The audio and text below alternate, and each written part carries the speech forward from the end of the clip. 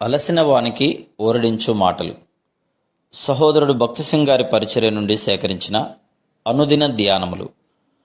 June 19. ఎలాగూ శరీరము ఏకమయ్యున్నను అనేకమైన అవయవములు కలిగినదో, ఎలాగూ శరీరం యొక్క అవయవములన్నీ అనేకములైనను ఒక్క శరీరమైనవో, అలాగే క్రీస్తు ఉన్నాడు. 1 కొరింథీ 12:12. కొరింథులోని విశ్వాసులు అనేక గుంపులుగా విభాగించబడిరి. వారు వేరు వేరు పేర్లతో పిలువబడుచుండిరి. 1 కొరింథీ 1:12-13 వచనములు. మనము బ్యాప్టిస్టు, మెథడిస్టు, ఆంగ్లికన్, బ్రెదరన్, పెంతకోస్తు మొదలగు వివిధమైన పేర్లతో పిలువబడిన అది వ్యత్యాసములను తీసుకుని వచ్చును. మనమందరము క్రీస్తుకు చెందిన వారం. వేరొక పేరుతో పిలువబడు హక్కు మనకు లేదు. వివాహములు చేయుట కొరకైన అనుమతి, లైసెన్స్ కొరకు నేను దరఖాస్తు పెట్టినప్పుడు నన్ను నీవు ఏ శాఖకు చెందినవాడవు అని అడగగా, నేను క్రీస్తు శరీరమునకు చెందినవాడను, మాకు పేరు కానీ బిరుదు కానీ లేదు, మేము క్రైస్తవులము అని చెప్తిని.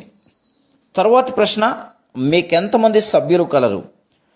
అప్పుడు నేను, మాకు సభ్యత్వం లేదు, మేమందరము సమానము, మేమందరము ఒకటే, తిరిగి జన్మించిన వారందరూ ఆహ్వానించబడుదురు అని చెప్తిని.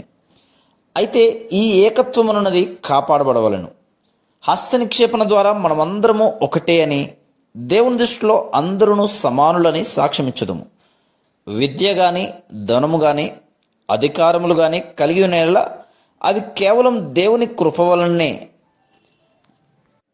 అయినను నేనేమయ్యున్నానో అది దేవుని కృప వలనే అయ్యున్నాను.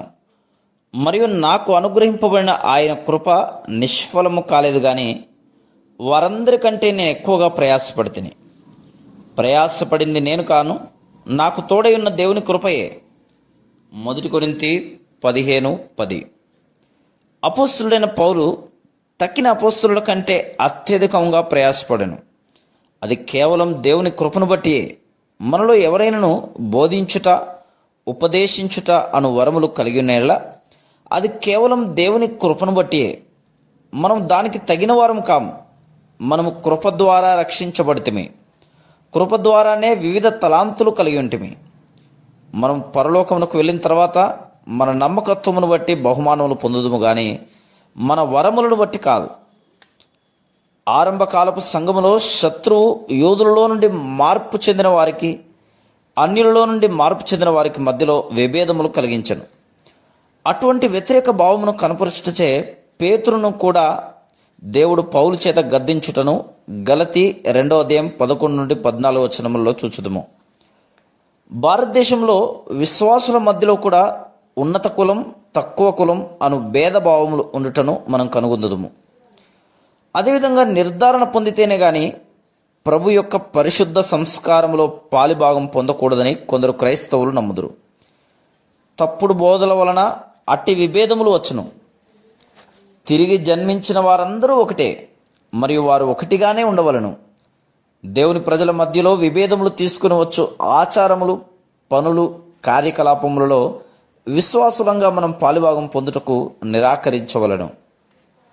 Praise the lord.